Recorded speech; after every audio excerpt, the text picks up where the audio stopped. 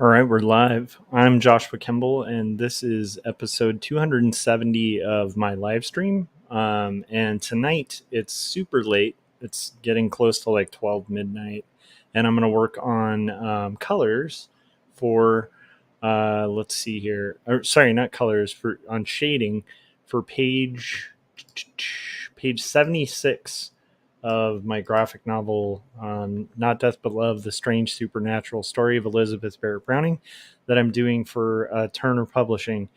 If you're just tuning in, who am I? Well, I mean, you can see by this obnoxious logo here, I'm Joshua Kemble, also known as Kremble by my community, which are the Kremlin. But yeah, and I have been doing graphic design and illustration for about 20 years, and I've been an art director for let's see, going on like over 8 years now, which is kind of crazy to think about. But anyhow, when I'm not art directing or working on graphic design and illustration, what I'm working on are comic books like Jacob's Apartment, which is my graphic novel, all ages graphic novel, not all ages, sorry. I'm a little rusty. I took a couple days to just draw and kind of hang out with family, and now I'm all off my game of like live streaming. But anyhow, so Jacob's Apartment is a graphic novel for young adults and adults that basically talks about the journey of Jacob and Sarah, who are both polar opposites. They're roommates. Jacob is a Christian, Sarah is an atheist. And Jacob starts questioning his faith because his father is diagnosed with cancer. And meanwhile, Sarah is kind of searching for a new identity because of a breakup, a recent breakup of a relationship she had with her English professor. And both of them start finding themselves drawn together in both reality and in their dreams as they're going through these tumultuous identity shifting kind of times. And their dreams and reality start interweaving in a way like if you took Eternal Sunshine for the Spotless Mind, put it in a blender with Ghost World, that's Jacob's Apartment. And then the other graphic novel that I have out currently is Two Stories, which is my comic book talking about my journey, learning how to navigate depression. It's about suicidal ideation and kind of caregiving for somebody with panic disorder with the hopes of destigmatizing hard conversations about mental illness that need to be had that I don't think people have enough. It's very autobiographical. It's hand lettered, hand inked, handwritten, and handed to you. And you can get that at bookstores everywhere. So those are my two books. And now, since I've done the sloppiest intro on the planet, let's get to our art stuff. So here it is. Okay, so this is page 76 so far. I need to shade this page, and my hope, at least on this stream, is to at least shade one panel, if not more. I might continue going down the rabbit hole of listening to this guy Jacques Fresco that was recommended by a listener of this channel, Philip Chandler, and we watched a little bit of his stuff. I'm not sure if that was the best representation of him. So again, like I don't know anything about the guy, but I'm going to give him another shot and kind of check out a different lecture that I found, and potentially comment on that while working. And before kind of getting into that, I might just kind of catch up on stuff. So let's get to drawing and working on art. Let me rearrange some stuff here. If you guys are up late and being part of the night gang working on stuff or projects, or you've stumbled upon this channel, just let me know in the chats what you guys are working on, or how you found this channel. How did you find me? Okay, so we're going to go ahead and start shading this panel. And I think I'll just catch up with like where I've been for the last few days. So my family, my wife is visiting her family because because a family member is kind of sick. And then aside from that, like it's a good way for Ben to kind of have like some fun in the summer and kind of get out of state for a little bit. And so I spent a little bit of time with them before they left. And then also, I've been just kind of in the zone drawing. But I had this really cool conversation with my friend Jim Luhan that I kind of might want to share. I was going to do a vlog about it, but I might as well just kind of, go ahead and talk about it here. He gave me the okay to talk about it. But a couple days ago, I did a couple vlogs that, were about like just the difficulty of comics, like how hard these things are. Let's go ahead and see what we can do here to shade. Okay. So we'll start with the main figure and then kind of work our way out to the backgrounds. That way we're not like losing the forest for the trees here. So so basically like I did a couple vlogs and videos, like one of them called Comic Books Suck. And a couple other ones with the whole premise of like, hey, this whole journey of making comics is like a real nightmare. Like it can be really hard. And the reason I brought it up was like for those of us who are in the trenches, kind of fighting the fight of trying to make this stuff, I tend to think there's this weird thing where a lot of creatives kind of get stoic about stuff. And stoicism's okay, but the problem with stoicism is, let's say you're like a brand new cartoonist and you're seeing all these stoic artists who are just like, it's such a pleasant experience doing these comics and doing art. And then you're doing it and you're like, man, I don't know, this isn't a pleasant experience for me. What's wrong with me? I think it's good. It's kind of like the same reason I wrote a book about, mental health issues. I tend to think there's things that our society doesn't like to talk about that are like way more common than people like to let on. And, because everybody just kind of wants to get along to go along to get along. And a lot of it, is like a survival mechanism and stuff. But at the same time, not to like wallow in the difficulties of, making a graphic novel, but it's a lot of work, and it's like, it's kind of a weird thing because it's like if you talk to people who are like really passionate about cars and they work on a car in their garage or something like that, I don't think most people would say like restoring a car is like the most fun thing on the planet. Now, don't get me wrong, they probably enjoy the process of doing it, but I think most people, if you were just like a hobbyist who's going to approach, rebuilding a car in your garage, I think a lot of people who are experienced that would be like, hey, careful what you bite off. Like maybe start with something simple so you don't like, end up with like a half built engine in your garage with like sunk costs beyond belief. And, you're like miserable because it's not as easy as it looks to like rebuild the engine of a car, right?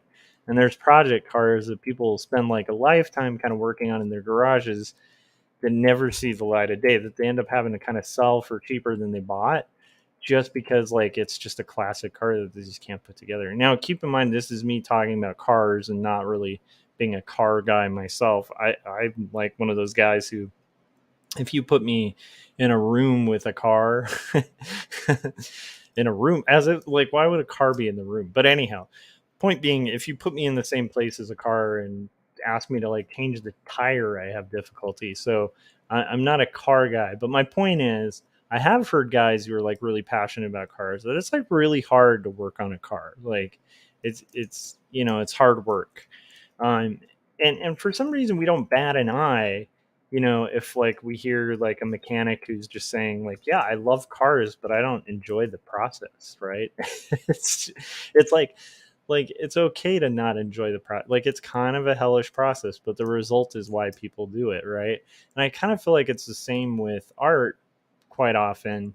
Anyhow, so I was doing these recent vlogs and a couple of things I said on live stream and stuff that made it pretty clear that I'm at like this halfway point, getting closer to the halfway point of this comic, and starting to feel like ugh. And what's neat is, my friend Jim actually called me up and was like, "Hey, I hope it's not out of line, but like I have some tips. Like you seem like you're maybe kind of feeling like ugh about your project," and he was like, "I have some tips." Now, Jim having tips is very helpful because, I mean, for any of you guys not familiar with Jim Luhan's work, he does like just nonstop animations. Like the guy is, I don't know, from my viewpoint, he's like a productivity machine. Like the guy just puts out nonstop art and stuff like that. And he said the other day he had been working on a on like an animation, and he just was like, he was over it, like over a specific part of the process. I think it was like cutting like frame by frame animation, and he was like, this part's just not fun. I'm not feeling it. And so what he did was like switch it up and like started just working on soundtrack stuff, because he makes his own music and soundtracks and stuff for his animations as well. Sorry, I have a tickle in my throat. I don't know what it is.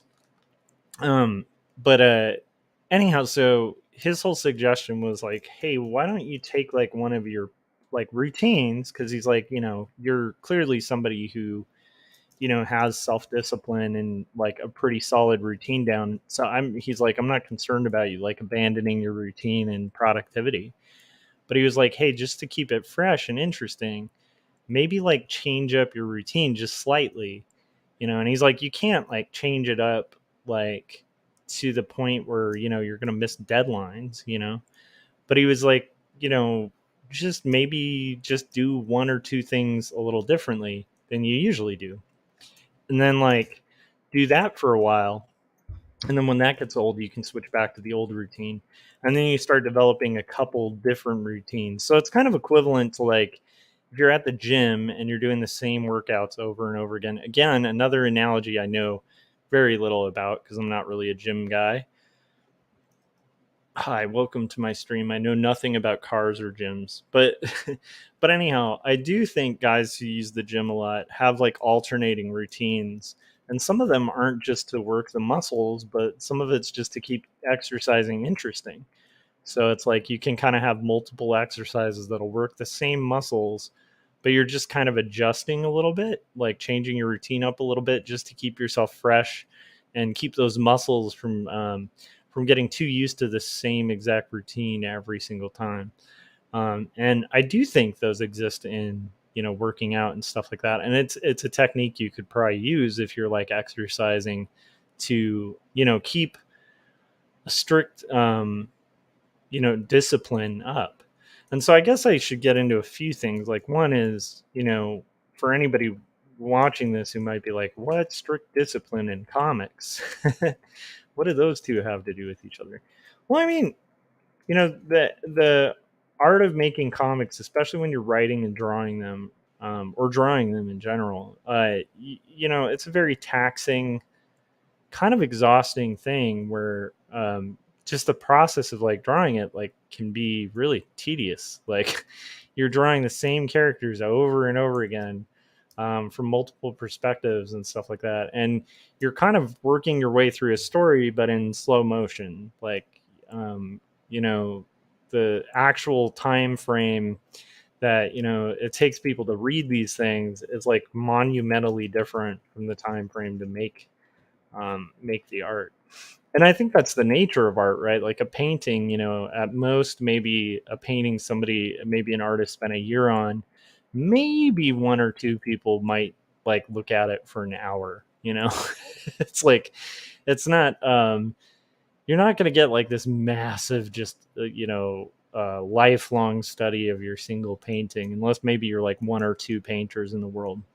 Most people, are going to be walking through a museum or a gallery, and they're going to look at this painting and go, oh, that's pretty cool. And maybe they spend 10 minutes on it or 20 minutes. Probably the average person spends like maybe 10 or 15 minutes going, that's really fascinating the way they drew the hand and stuff. So multiply that. Like if your comic book is a gallery space, it's like somebody walking into a gallery with thousands of images, and none of them are going to stand out like they do in a gallery because they're not like in this on this kind of smarmy wall with like proper lighting and stuff like that. So in theory, it's like, comics are a little more thankless, but at the same time, like the workload is significant. So anyhow, I thought that was a really cool idea from Jim. And so what I'm thinking is, I have this kind of routine where I'll like rough out 5 pages, and a lot of this is set with my publisher, so I can't change too much. But it's like I'll rough out 5 pages, and then I'll start, I'll start taking on the pages like one at a time. So I'll do roughs for 5, and then I'll do the panel borders. Once I have the tight roughs done, I'll do the panel borders for each page, like singularly, and then I'll move on from the panel borders to the text and stuff like that, and then hand letter that. And then from there, I'll kind of gather photo references and references, and then I'll do pencils, and then I'll do shading, which is the stage I'm at right now on this. And then from pencils and shading, then I go to color. And I do this like 1 page at a time until I've gotten through the 5. And then it's on to the next 5. And that's kind of been working okay. And it's not even a bad routine. It's one I've already kind of gotten used to. But I think that I might change it up to where maybe what I'll do is roughs for a bigger batch of pages, and then maybe I'll do pencils and panel borders, or panel borders and text for like whatever chunk of pages that is. So maybe it'll be like 10 pages, and then do all the all the borders and all the pencils and maybe all the colors. Just kind of batch it a little bit. And I didn't say bat shit, but I meant batch, BATCH it. I just realized, you guys, it's another word, kind of like the New Direction one.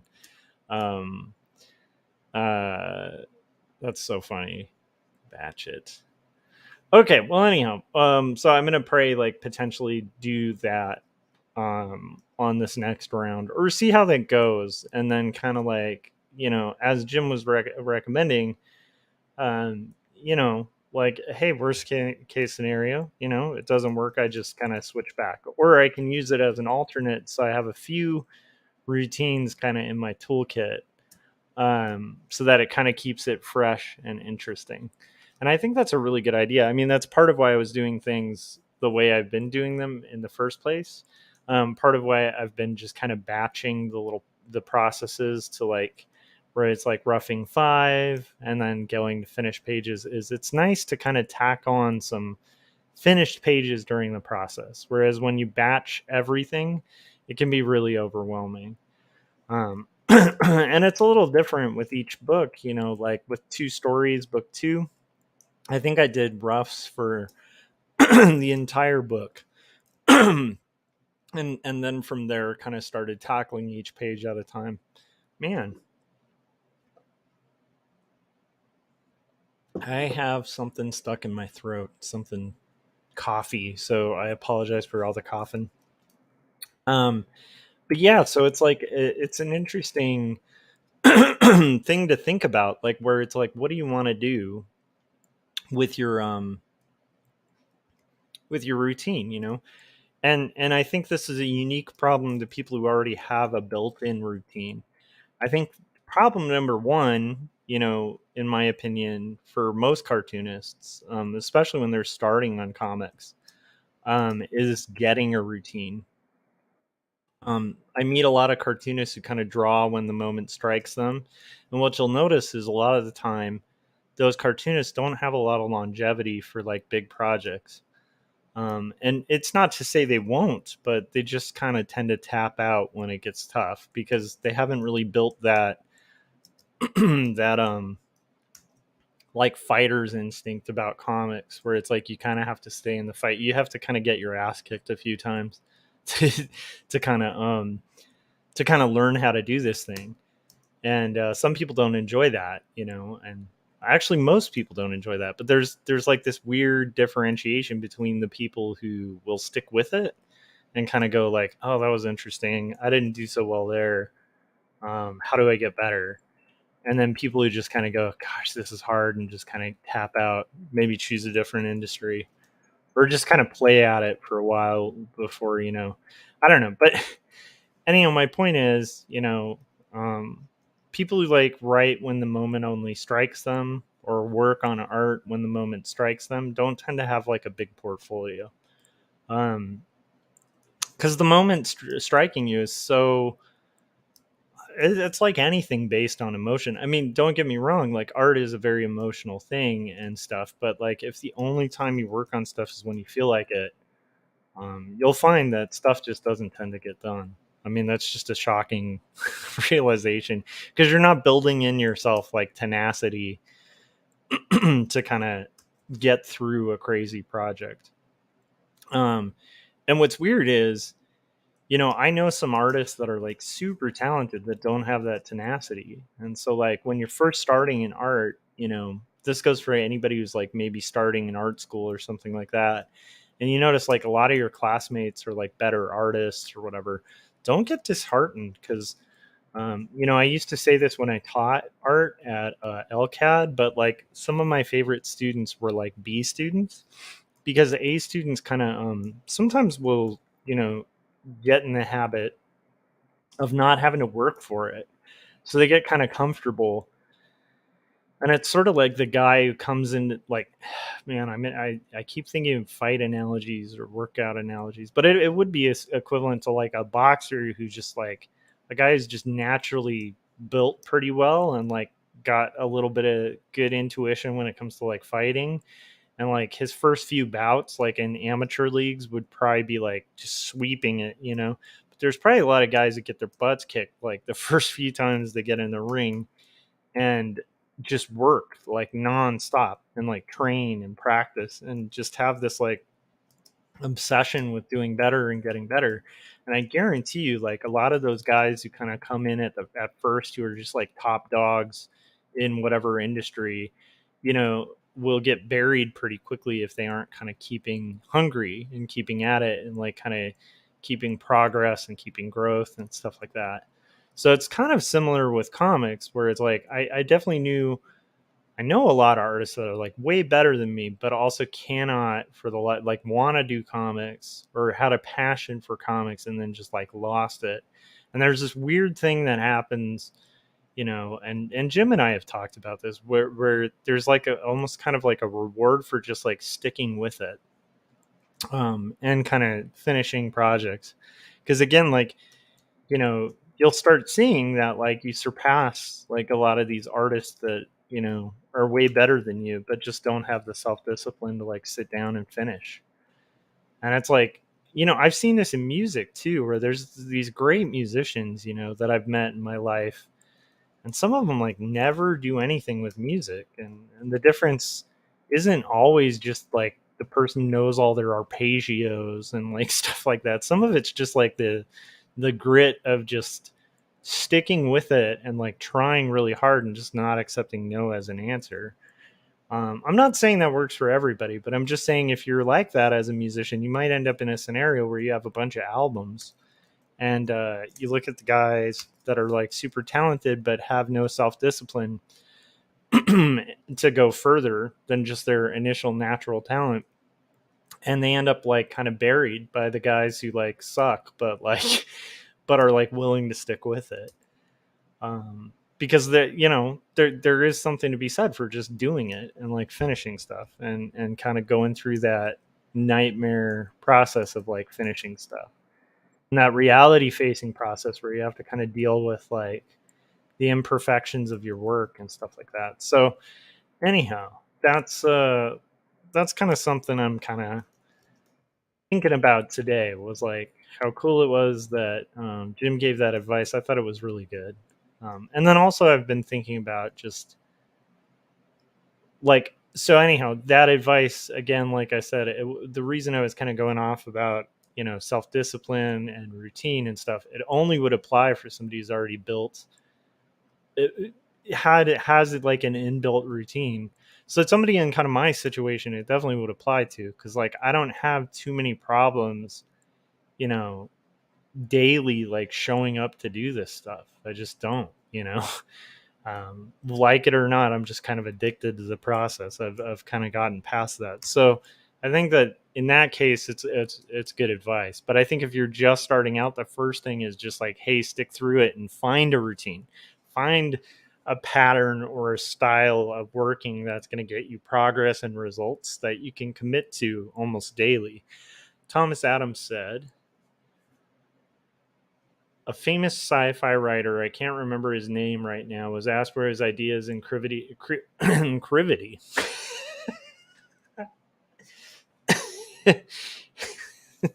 his crivity. Where did your crivity come from? No, where his ideas and creativity comes from. His answer was, "It comes every day at 9 a.m. when I sit at my desk." I think that's from. I think that's.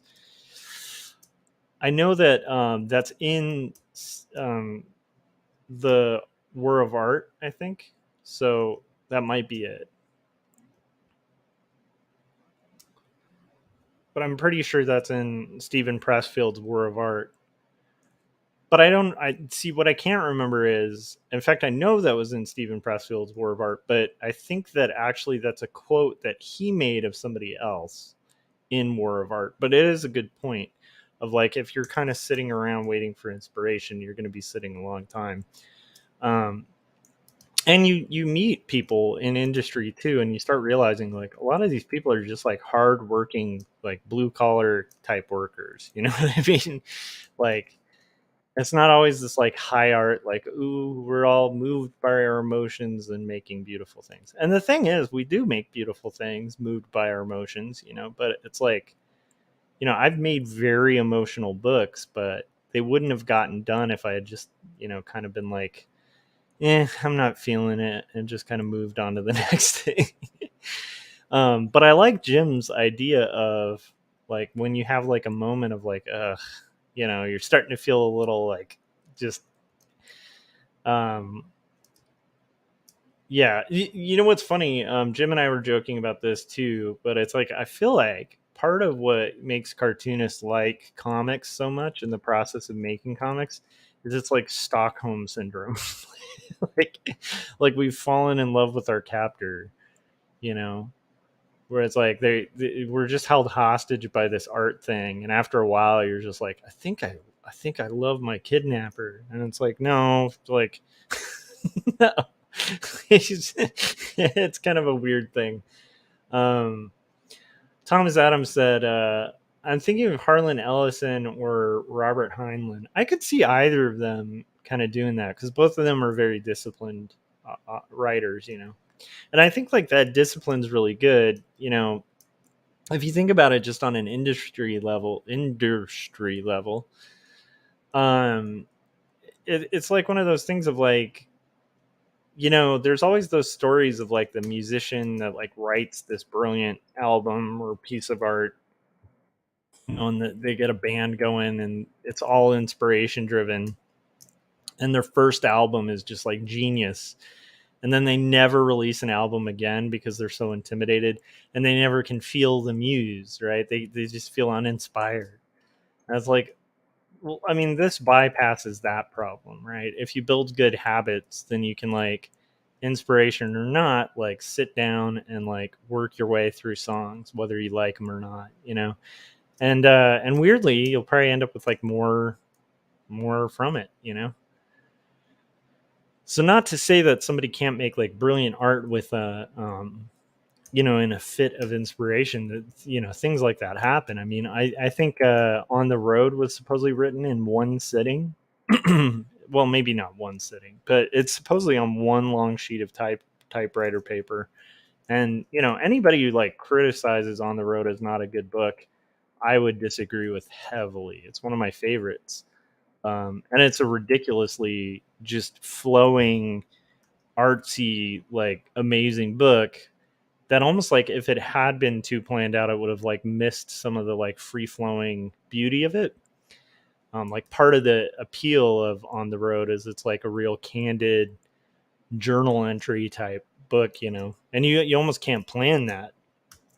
So I'm not saying, you're on the roads don't exist, but I'm just saying, like, there's not a lot of people there's not a lot of people that are going to get a lot of books working in a process where they're just kind of seeking inspiration and only moving when the moment strikes them. So the way I'd equate it is like it's like anything. It's like a anything with love. As corny as this is, but it's kind of a love process, right? If you love comics, you're going to be with comics through thick and thin, till death do you part.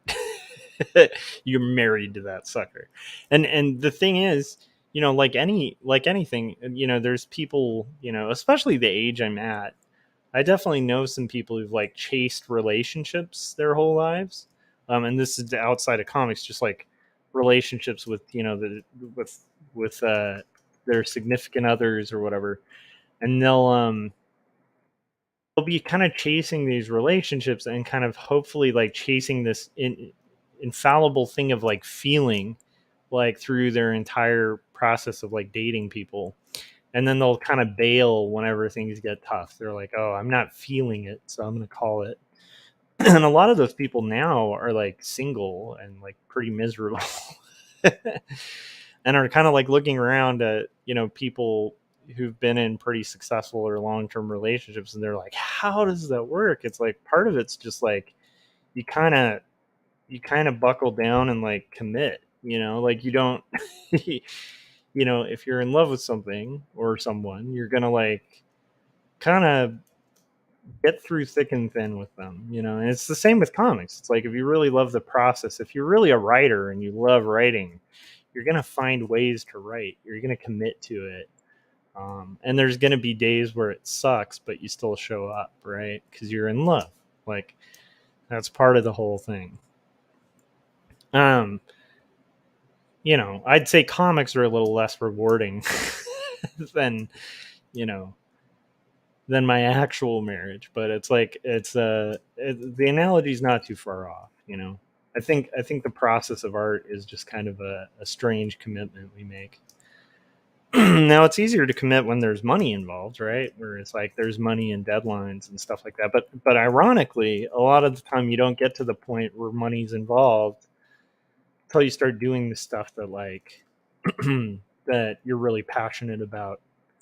And then strangely the money starts coming. Not like not like, yeah, you do that and you're like rolling in it, but there is kind of like a weird. I don't know if you guys remember the Field of Dreams movie from back in the day. This is going to make me sound like a real old man, but there was this movie where it's like this guy wants to like he has a vision and decides to build like a baseball team or like a baseball field, where people can play sports ball.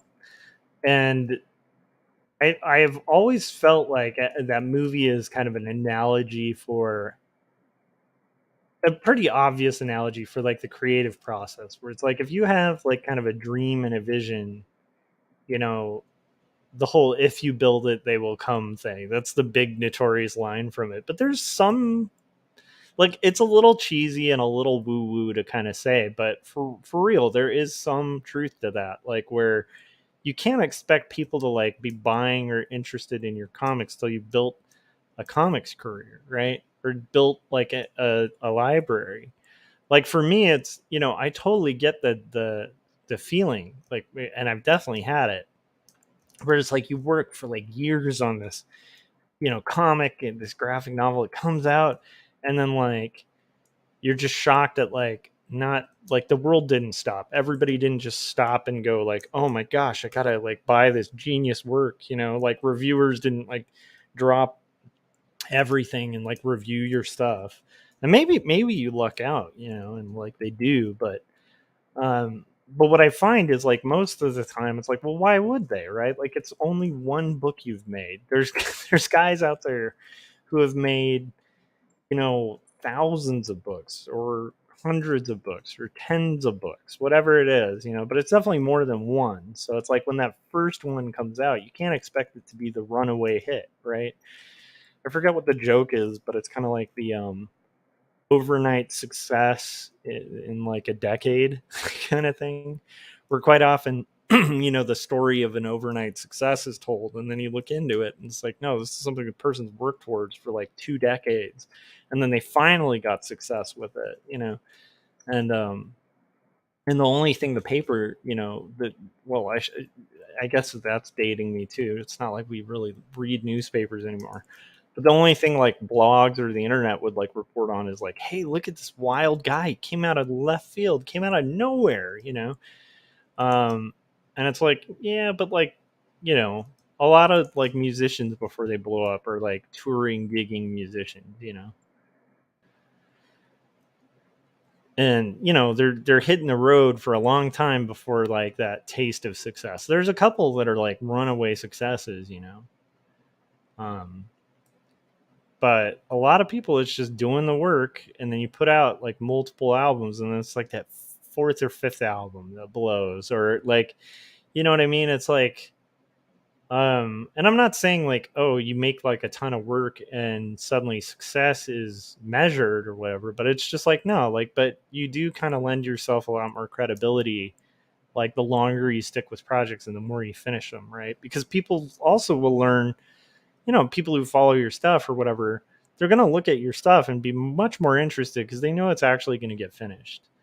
You don't you don't want to end up in a scenario where you're like the boy who cried wolf with books. I think we've all known somebody like that, where they talk a big game about a book or something like that, and then it's like the ball's dropped and no book, like, and then that, like, it's like a year later they talk a big game about a book and then the ball's dropped and no book, and it's like, well, okay, so that guy's gonna have a tough time because when he actually finishes a book, like a lot of people are just gonna be like, sure, you know, you're not going to have as many people rallying behind you as you're getting these things done because like who knows, will you finish? I don't know, dude. um so it's like there's a weird thing of like, in a weird way, like proving yourself, because like at least you're kind of capable and you're building a library, whether it's successful or not. And then the beauty of it is if you do start having little successes, they can kind of roll into each other. So it's like one thing can lead to another, and you have all these um beautiful projects like stacked up. And worst case scenario is maybe they don't go anywhere, but you've left people with a library, as opposed to like a half-baked idea that never got finished because no self-discipline. It's kind of tough though, because I know, like, that's very like normative to say. It's like, of course people have circumstances, and so it's not like you can just pull yourself like again, that always bugs me politically when people make that assumption, like, oh, you should just pull yourself up by your bootstraps. I mean, there's some healthiness to that, right? Like nobody wants to live in a world where people aren't a little bit stoic, um, and a little bit like like taking extreme self responsibility is not bad, but at the same time, you can instantly think of a million scenarios where even that idea of like, well, just pick yourself up. It's like, what if somebody just lost their arms? It's like, pick yourself up, and it's like, well, I kind of don't have any arms, so I can't. Oh, well, just grit your teeth and bear it. Well, I lost all my teeth, so you know what I mean. Like, my point is, there's scenarios where like, you kind of can't, like, you just got like life comes along and like you just didn't get a good, what is it, like the card deal, kind of scenario. um but it's just, but it's still one of those things of like, man, but if I will say, you almost guarantee yourself a lack of success or a lack of you know achieving your dream. If your dream is to do graphic novels, you almost guarantee that it's never going to happen if you don't get the self-discipline to finish a project and stick with it. And so it's like, while one doesn't have guaranteed success and sometimes life circumstances don't allow for it, the other is like a 100% kind of guaranteed result, which is if you don't finish projects, you're never going to have projects to look back on and be like, oh man, I remember when I finished that project. You can end up being the guy, like a good example. I'm going to bring back the car analogy. I know I'm just full of analogies today. But it's like I've definitely known guys who like work on cars, right, in their garage. And there's the guy who like every 10 years or something buys like a piece of junk car and then it like rots in his yard because he never makes the time to actually work on the car. But it's like sitting around there just for the someday that he's going to rebuild that car. Someday I'm going to rebuild that engine, and it's like we all know that guy, and then we also know the guy who's like a mechanic, or maybe we don't, but I know a couple of these guys. And then I know some guys who like literally will get a car, they'll work on it for a year, they enjoy it, they resell it for a profit, and then they're on to the next car. And like, or maybe they don't go on to the next car, but they enjoy that car that they built. Um, there's kind of two different approaches to it, but like one actually gets a car and the other gets a sunk cost with like nothing in return, and usually has to resell, their half baked project for parts, or like passes it on to like the next person after they passed away. And then that person has to deal with this junk that, the other person had acquired. So it's like the whole idea of just like finishing things, is a really, yeah, it's just like a self-discipline thing. But I do think if all of that's in line and you're able to finish projects and you start, finding yourself like in the middle of the project and just not feeling it, the idea of like switching up your routine without switching up your expectations is pretty cool. So, maybe that day, instead of working on pencils, maybe you work on inks on a different part of the project. Or maybe that day, instead of you know going through the routine step 1 through 5, maybe you do step 3, step 2, step 1, and then step 5, or something. You do things a little backwards, but just to keep it interesting. I thought that was a cool idea. And I will say, when Jim gives advice, I take him really seriously. Like, there's a lot of artists that might give me advice that I'm not going to listen to, partially because I'll look at their own careers and be like, not that I judge advice by careers. You know what? I shouldn't even say careers. I mean, I'll just look at their output or their art, and like, it's not that somebody who doesn't have good output or a lot of finished projects doesn't have anything to say. But I'm going to take somebody like Jim pretty seriously, because like he's done like a crap load of movies. like you know um he's been in the trenches for a while, and like he definitely knows where it's coming from when it comes to like projects, and the kind of dismay you can feel like in the thick of it.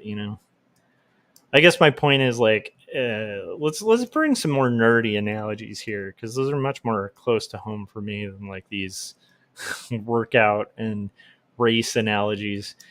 It's like if you're gonna head to Mordor, are you gonna listen to Frodo, or are you gonna listen to somebody who's never been?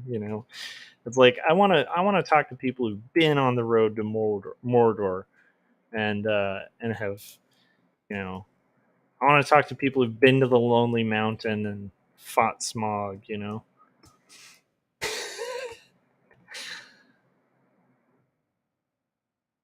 Not some like armchair expert. Not that the armchair expert can't be right. It's just, anyhow, my point is, when Jim gives advice, I take it pretty seriously. All right, you guys, we are at the 45-minute mark. I'm going to get a refill of water. I'm going to play a trailer. Thomas said, the best ideas the best idea in the world is useless if not realized and brought into reality. Yep, everybody's got ideas.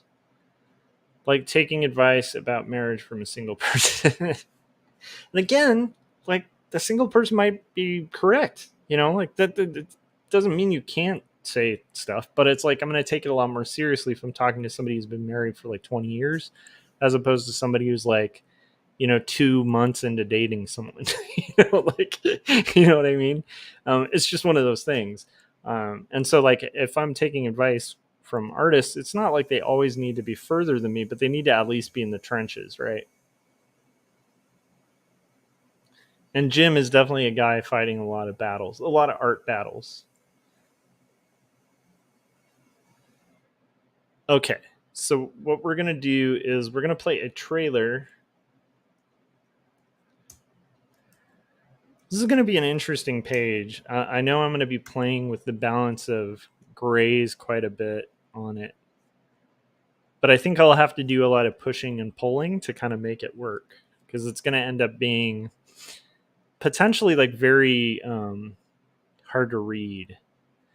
So I'll keep messing with it, but I'm kind of happy with how it's coming out so far. So what we're gonna do is we're gonna play the trailer for Jacob's apartment. I'm gonna get a refill of water, and then we will continue on.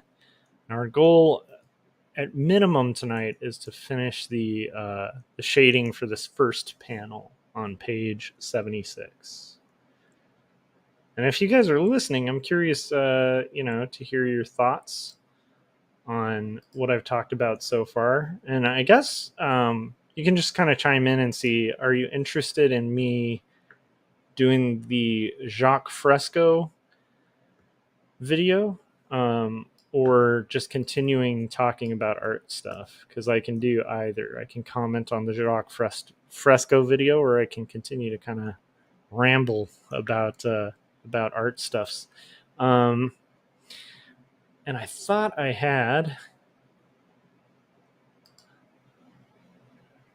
What is going on here? Did I lose all my videos?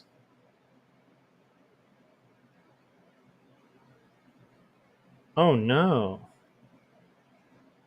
Oh, I see what happened here. Hold on a second. There they are. There's me videos. There's me vids. Okay.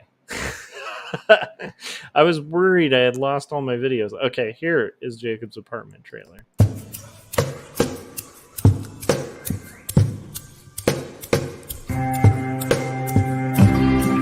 Speak clearly, it seems that only in dreams can we be these things we've seen and walk around breathing pain. I don't know the part to play in this heart of mine. There's dissonant things, they split at the seams.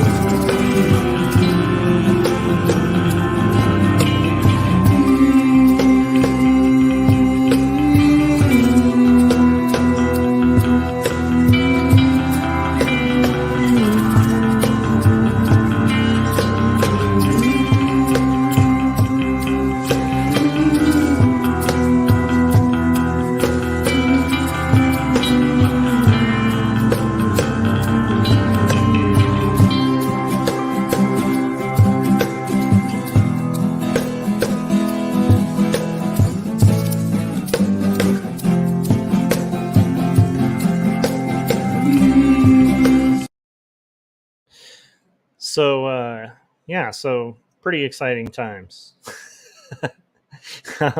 If you guys haven't yet, please consider picking up Jacob's Apartment. It's a good book. I'm very proud of it. I spent a long time on it. Also, consider buying 2 stories. Check out one of my graphic novels. See if I know what I'm talking about. For all you know, I could just be some like weird dude who's not that good at comics, just talking out of my butt. Find out, and then let me know. Okay, so so we have, and the easiest way to find out is pick up one of those books. So let's see what else is going on. I will tell you this. People who follow this stream will probably be familiar with the fact that like I will just forget haircuts for like 5 months. And I finally got a haircut. And part of why I'm wearing a hat is like I didn't have time to like put product in it. Like I got home, like I went to work, I got home, I took a quick nap, and then I woke up from my nap and my hair was just like poof, um, like that new hair, that fresh haircut before you put product in it look. And I was like, I'm wearing a hat, so thus the hat. But don't worry, I'm not going to do the hat trick. I don't know if you guys are familiar. I can't remember what it's called. I've heard of this happening to girls on dates where like a girl will be on like one of those dating apps or whatever, and they'll be like, this guy's really good looking or something, and then like they show up to the date and the guy takes off their hat and it's just no hair. It's like all their profile pictures are like kind of pretending to have hair. Don't worry, I'm not doing that. Not to knock people who are there, but I do feel like this is another thing. I feel like in life, I will say this: my friends who are balding, who just own their baldness, do well in life. The guys my age who don't own their baldness, oh man, you know, it's kind of like anything. It's like weirdly enough, like there's something to be said for just owning things. I'm gonna tie this into art, okay, not just baldness. But my point is, like, in art, right, there's people who like kind of own their style and like, be it what it is, like they're improving and stuff like that. But you know what? Yeah, I'm really bad at drawing hands or something. You know what I mean? They'll just kind of own it. They tend to do better than like people who are like pretending and they're like, oh man, I'm a genius. And it's like, I don't know. Are you? I don't know. Um, yeah, just own your baldness is all I'm saying to my friends out there, and enjoy the perks of it. Right, like the downside of being on the opposite end of the spectrum is like, yeah, like if I don't get my hair cut a lot, I end up looking like a really deranged maniac. Let me see if I have that. No, it's here somewhere. Maybe it's not. Maybe I moved it. Thought I had that. Hold on a second. Wait, that was. Oh, see, now I'm turning off stuff. Let's see here. Let me see if I can find it. I know it's one of these. It's not that. There it is. That's kind of what I end up looking like. That's Philip Chandler's amazing drawing of me with my wacky hair. But that's the downside. That's me in like a month if I don't, tame this beast.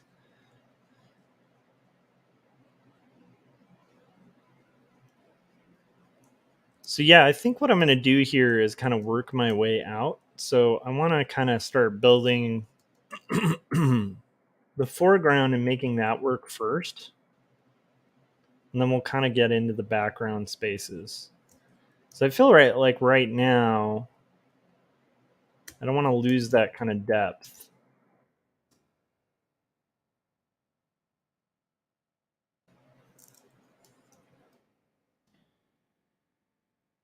It's also going to be a night scene, so that's why I'm kind of trying to go a little dark.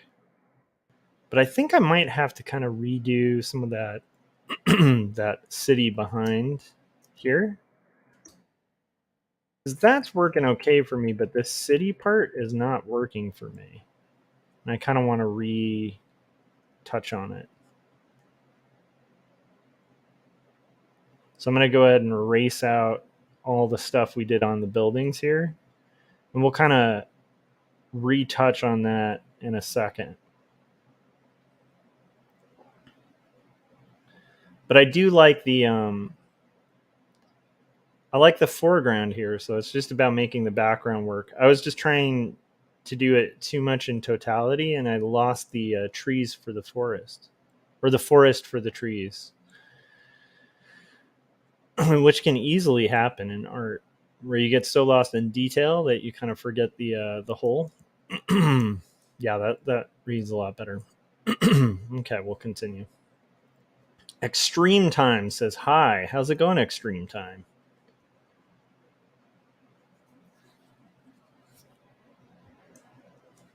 That's a very like 90s name. I don't know if you guys remember the era of the 1990s where everything was extreme with like an X. Um, you had like the X Games, and you had like just everything, extreme monster energy drinks. Extreme Time said, good man, how about you? Doing all right, doing all right. But anyhow, it's one of those funny things of, I don't know if your name is a shout out to that era, but that was a whole thing in the 90s. It's like somebody was like, Generation X needs everything to have X's, including extremes.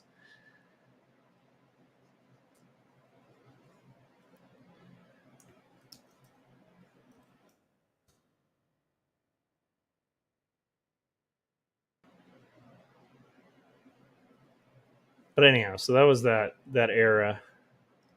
Yeah, XFL. Oh, nice. Extreme Time said I got it from my PlayStation gamer tag. Nice. I can't I can't knock people for gamer tags. When I started in t-shirt design, I used to use my online my old online name, which was Polly Nothing, because I thought, oh, that'll be cool. It's like because I was a young, just kind of emo kid, and I was like, I'm a lot of nothing, nothing, and a lot of it. So I'm like, and then that just became my handle, and then I got some wins on Threadless, and I was like, crap, because like that was at the point where I was like branding myself as Joshua Kemble for like with my actual name for illustration and design and stuff. And then I had to explain to people multiple times, no, it's like a username I came up with a long time ago. Makes me like really empathetic to I've watched like streams here with like Destiny before, and I always feel bad because like anybody who watches Destiny debate, he always has to like deal with one or two people who are just going to be like, that's a girl's name. He's like, look, it's a username I came up with when I was 12. It's a rough thing, man, on the internet. Sometimes you're stuck with really old handles. But I'm not going to judge someone's username because, again, like, you know, yeah, what can you do? So, we're basically shading this tree, and we're trying to kind of do a little bit, but not overdo it, and think about like the whole rather than the little parts. That will help a lot. I'm going to do another pass probably with lights, just because these kind of, cityscapes and stuff can be really difficult. And we'll kind of work our way from there. But I really want to make sure I'm like, hopefully setting it up okay.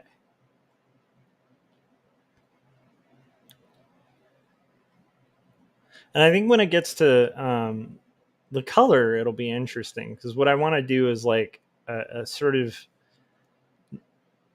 deep night sky with like a light, but we don't do gradients on these in this comic. So instead, it'll probably be a couple passes of color.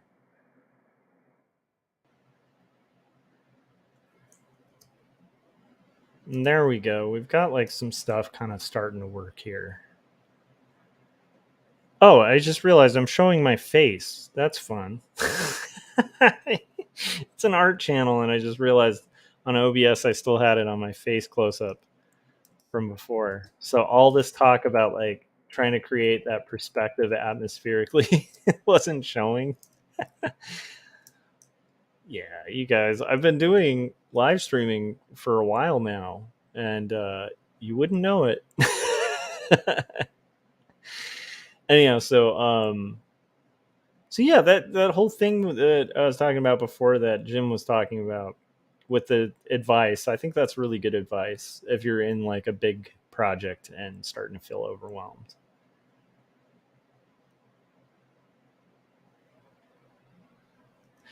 But I'm not even kidding about that boy who cried wolf effect either. I can tell you, you know, there there are artists I know that like they'll announce a Kickstarter and like nobody wants to back it. And not because it's bad, it's because they've done Kickstarters before that just fell apart, you know? And it's like they've lost kind of the trust of the community because a lot of people are like, oh man, I don't know if I want to like kick money to like something that's not going to happen. Like it's not going to get finished. The whole like not finishing things, that's a problem. It's a problem. And I'm not saying like if you're a person stuck in that, like, oh, I never finish stuff, I always start stuff, I talk a big game and then I never do it. Just stop stopping. I did a video on that saying stop stopping and start finishing, right? Um, yeah, you'll get a way better reputation even if you're finishing like mediocre projects than if you're like, biting off like these giant projects that never get done. I've talked about this before as like the Tolkien problem, where it's like a lot of people get stuck in this like world building for like 20,000 years and like, never end up with a product. There's occasional guys that are like doing that and they're just doing a real long game and they end up making something really brilliant. But I always bring this up, I'll retell this story. This is a story that comes to mind. I knew this guy like when I was younger. I was not super motivated with school. I had gotten out of high school and I was like a pretty good student, like an honor student, all of that. But when I got out of high school, I really wanted to just do music. Like I was obsessed with just playing music and I was in a band that was potentially close to getting signed and stuff like that. And so what I did was I went to junior college. I kind of didn't take junior college that seriously. And and I just started working like full time at like an AM PM and then just doing music and going to these like rehearsal spaces in Hollywood and doing tryouts and stuff for like these people who were like interested in like representing us. And it even got to a point where we were like getting free studio time because even the studio was like, when you get signed, just kick us back some money. And it was a pretty well known studio. And so it's like I had just kind of put school on the side, because I was like, I just want to be a rock star, because I was in my like early 20s or whatever. Anyhow, so I do remember though, at that college, like I met a guy who was like one of the most talented cartoonists I had ever met. And keep in mind, I'm from like a small city, so like this was Antelope Valley College that I was going to, right? It was like a very like out in the middle of nowhere, like community college. And it's actually a pretty good community college, like very affordable, very good way to get your general ed out of the way if you're planning on transferring to a different system like a CSU or a UC. It's a pretty good way to just get all that stuff knocked out and be in like none of the debt for those first few years. um Anyhow, but the point is like that TV show Community isn't too off about community college. Like, so you meet a lot of characters that have been at the community college for like years and they're like kind of like they're big talkers. Like a lot of these community college people are like, anyhow. So I met this guy and he was into comics, and again, it's a small community, and so I was like excited to meet somebody else who wanted to do comics. And then not only that, he was like a really killer cartoonist. Like he was really good, and he'd do these like sci-fi comics and stuff, and he had these like really cool pages. He carried around a portfolio everywhere. He's a much older guy. Like I think he was about the age I am now. But I'm in like my early 20s and meeting this guy and just thinking, man, this guy's going to take over the world. And he had all these plans like for like the comics and what he was going to do. And he had this like book in his backpack that he'd carry with him, right? And the book was like a sketchbook, but it had like a whole draft for like this crazy epic fantasy. It created like languages and all of this stuff. The guy also did role playing and stuff like this. So I befriended the guy. I just thought, oh my gosh, this guy's going to blow up, you know? And then a couple things happened that kind of changed my trajectory. One was like I got robbed at gunpoint at the AM/PM that I was working at graveyard shifts, and it made me kind of reconsider. I was like, oh my gosh, if I died today, I'm some loser who's going to community college who like works at an AM/PM at graveyard shift, making minimum wage and like playing in bands that like haven't gone anywhere. Like this was my own take on myself, right? I think everybody's got their own journey. So if you're fulfilled, like if you're out there and you work graveyard shifts at an AM/PM and that's fulfilling for you, cool.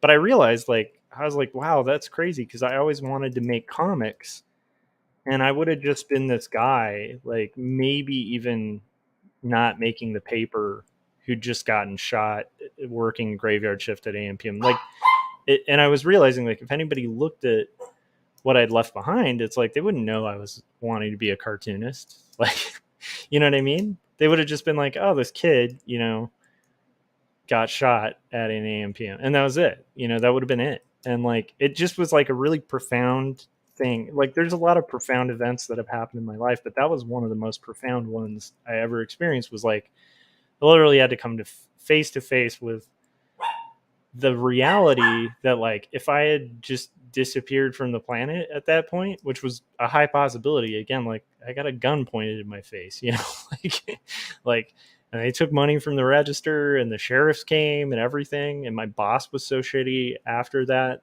they wanted me to stay after and like stock the refrigerator, and I was like, are you kidding me? I just got robbed at gunpoint, I'm going home. Like, but anyhow, point being, like I had a lot of life considerations after that, but one of them was like, man, I'm gonna finish up this like these general ed courses at my community college, and I'm gonna actually be unlike all these guys I keep meeting at community college who are never gonna transfer. Because that's what I started realizing about this guy I had befriended with the giant notebook. He had like the whole Tolkien thing going, and it was like this backpack. I think of it now as like almost like a metaphor. Like this backpack was like weighing him down and keeping him there and keeping him at junior college. And I remember him talking about that. Like he had this vision and this dream of leaving the college, and yet he had been going there for like a decade. And it's like, dude, you've been going to a JC for a decade, just taking elective after elective, you know, and you feel like a rock star at this like little junior college because like you've acquired some skills, but like you've never moved on. And it was just kind of tragic. So as I started kind of getting my own identity together and realizing like, well, I'm personally, I feel like a loser, you know? And then I was like looking around at like the whole junior college, not in a negative way, but like there were a lot of people there who were like me at the time, who were just kind of stuck and like, oh, one day I'm going to be a rock star, or one day this will happen. That's a lot of this like one day stuff. And all of those people, if they were at the same AM/PM, you know, nobody would have any idea. You know, they'd just be like, dude working there. That's it. Like you wouldn't have, nobody's gonna write of you as like a cartoonist when you go, you know. But I started realizing like I need to get an art degree. I want to actually be an artist. I want to do this for a job. Like I don't want to just be some guy who's like going to any like working graveyard shifts, like dreaming these big dreams and never actually realizing them, because that sucks. That was my realization. You know, it was a hard one, but it was like a really good realization. And from that, again, like, so I from that point, I just started really hardcore, you know, taking my classes seriously, getting all the prerequisites done to transfer out and go to a Cal State. I picked Cal State Long Beach because I had met a lot of illustrators. When I was younger, I met Chris Pacello. When I was like a teenager, and he had mentioned Cal State Long Beach. Because like his uncle or something like worked with my dad. It was like this weird moment as a kid where I was like working at my dad's job on over the summer, um, and it was like weird like manual labor stuff we were doing. And this guy was kind of like asking me, I'm like this disgruntled like young teenager, and this guy was asking me, he's like, "Oh, you're into comics? What kind of comics are you into?" And I'm like, "Hey, you wouldn't have heard of them." Like, because at the time I was like deep into like DC Vertigo. And I was like Death, the High Cost of Living, stuff you probably never heard of. And the guy was like, "Oh yeah, like my cousin actually drew that." And it was like, "Your cousin's Chris Pacelli?" Anyhow, and so anyhow, I still have that in my comics collection, as well as the Generation X issue that he had done, because that was like when he did the first issue, and he gave me one for free. But also, he talked about Cal State Long Beach as like a good option for somebody who'd be really interested in comics and stuff. So I was like, okay, I'm gonna go to Cal State Long Beach and finish up. So I finish up. I go to Cal State Long Beach. I get my BFA. Take it really seriously. I get like monumentally better as an artist. Not monumentally better than other artists, right? But for my own journey, it was like a very noticeable difference between the professionalism that I came out of that school with, whereas like I had the mediocre kind of like high school good work going into it, right? Um, and I remember coming back and visiting, and every time I'd come back and visit, especially if I went to the friend like around friends who were at the junior college, or like to friends who were still going to junior college, I started realizing like that guy's still there. He was still there with like his backpack and his plans and his same like 5 pages, like he had never finished, and it just, I don't judge that guy, right? I think he's, thinking back on it, I feel like, hang on a sec, I gotta check on my, I don't know what my dog's doing. He's barking at something. Extreme times that I went to that college. Nice. So anyhow, like I don't judge the guy. Like I don't feel like he was a bad guy. I just think like it's real easy. I think people don't realize how easy it is to become that guy. Like it's like, again, like I feel like that backpack he was carrying was like a metaphorical weight that he was just bearing, and it was holding him back. It's like he had this dream, and in a weird way his unrealized dream was allowing him to have a delusion that kept him in, without movement, right? Like, and one of the most powerful things is delusion without realization. It's like it's a real danger. A good example, you know, if you think you're the president of the United States, there's two things that could be true.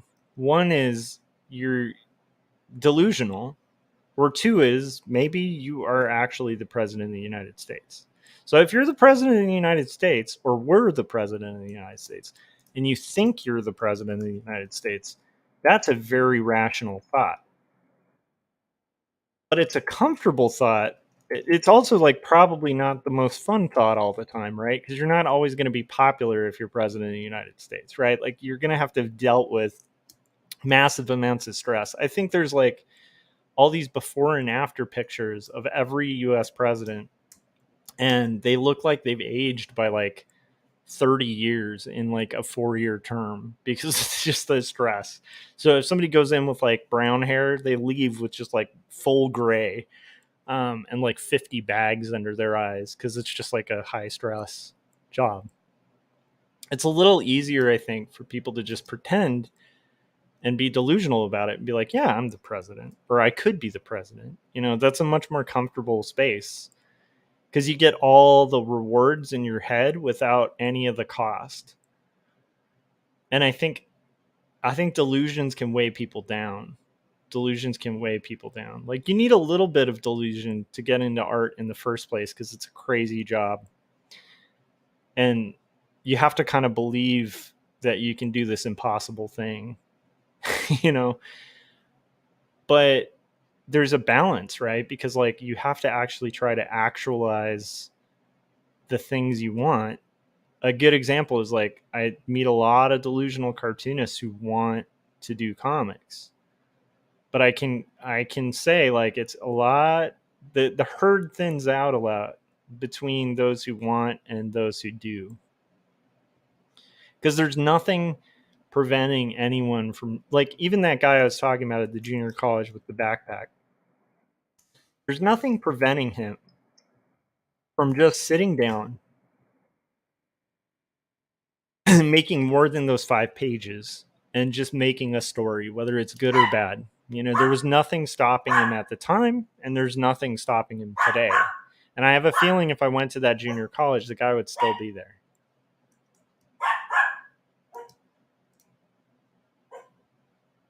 So, and that's sad. That's sad. And I remember when I transferred out, even that guy's response was kind of like, "How? How did you leave?" And I think anybody who's been to junior college like knows this. It's like community kind of made a joke about it. Like there's these career community college students who are just, eternally in community college. And it's like, there's always this reaction. Like I remember when I transferred out, like a lot of those like lifers, were just like, how? How are you going? Like no one leaves. I don't know. Extreme Time said they went to that college, so maybe Extreme Time would know how that works.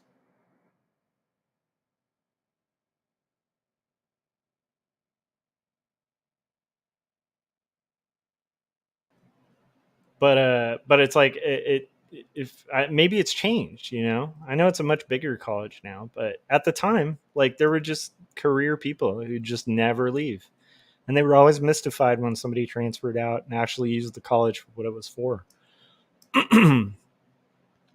And so like I guess my point is like there's nothing special about me that allowed me to transfer. It was just that I decided to do it, and I had a realization, for me it had to happen at like gunpoint, which is a little disturbing. But I had a realization, like a big self-realization, like no, like you're either going to be stuck here forever or you're going to make the call and leave, and get out and do something with your life, and that takes like action and self-discipline.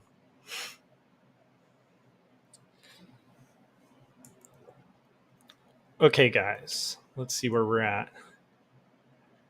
Thomas said, when I went back to school, I started at a community college. I left for the big university after 2 years, got my basics done, and move on. I had to move up. Yeah.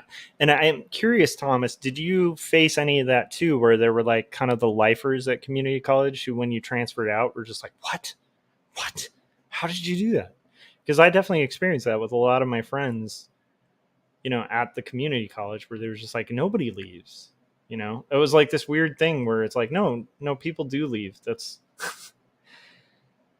and again, they'd be like, how? And I'd be like, well, I just looked at it and I got all my general eds done, and so now I'm gonna actually leave and get a college degree and then try to do this as a career. And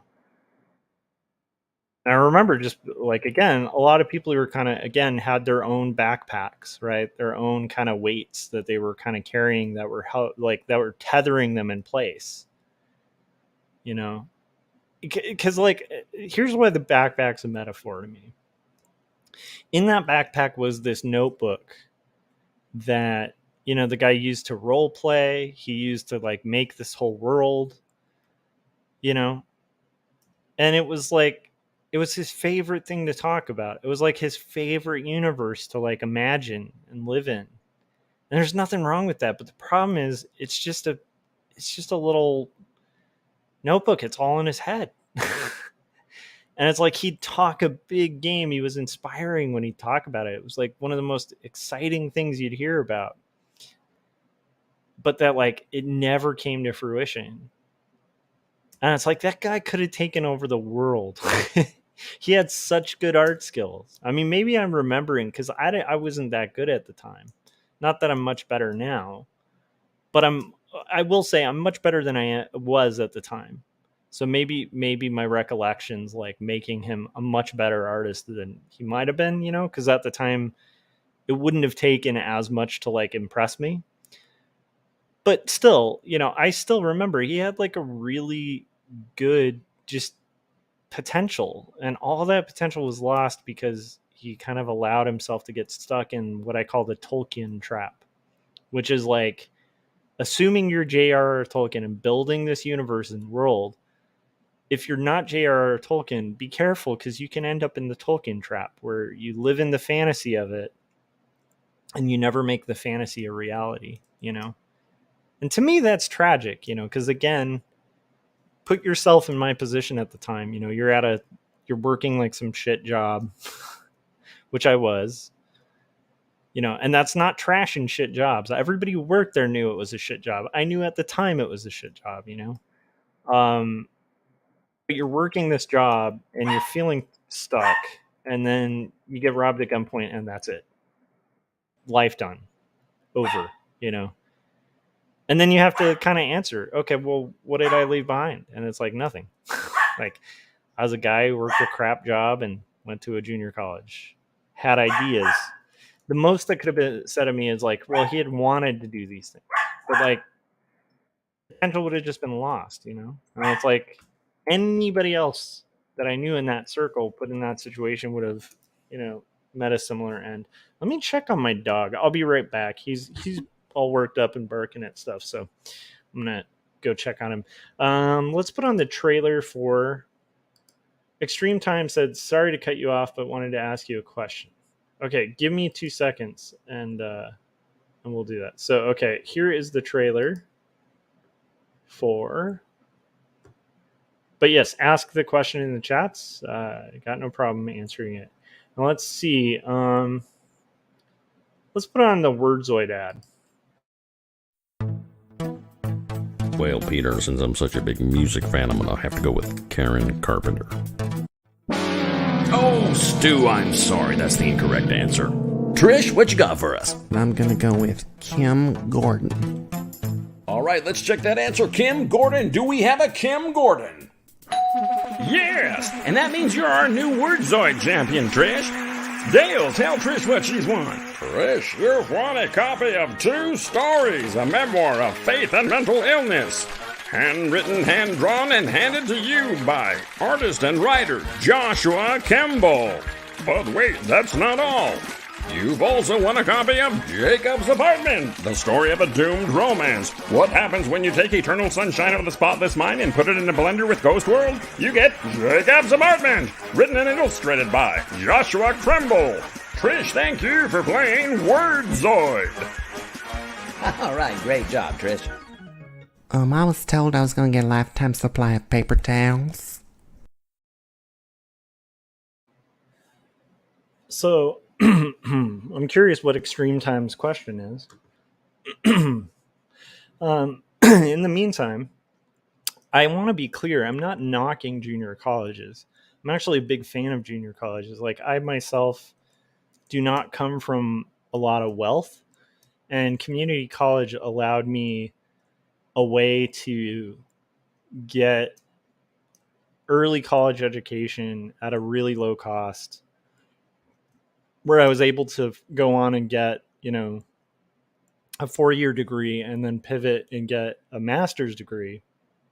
Were there no, community colleges, people at my income level probably wouldn't ever be able to get college degrees and would be stuck working kind of menial jobs for the rest of my life.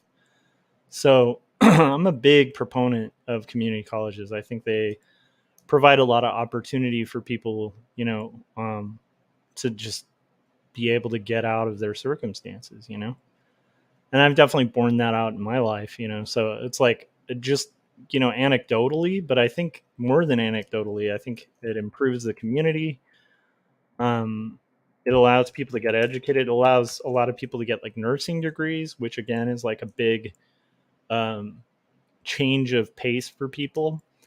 And generally it caters to, people who weren't born with like a silver spoon and, kind of allows them maybe be able to have potential to kind of get out of their circumstances.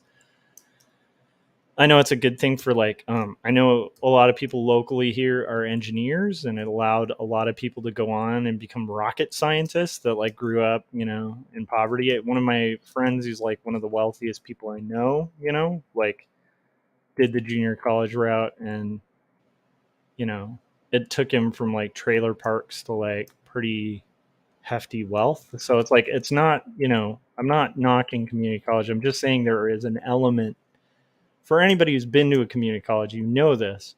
There's an element of people who go there and are just never going to leave, or they leave, but by the time they leave, it's like everybody's moved, monumentally further,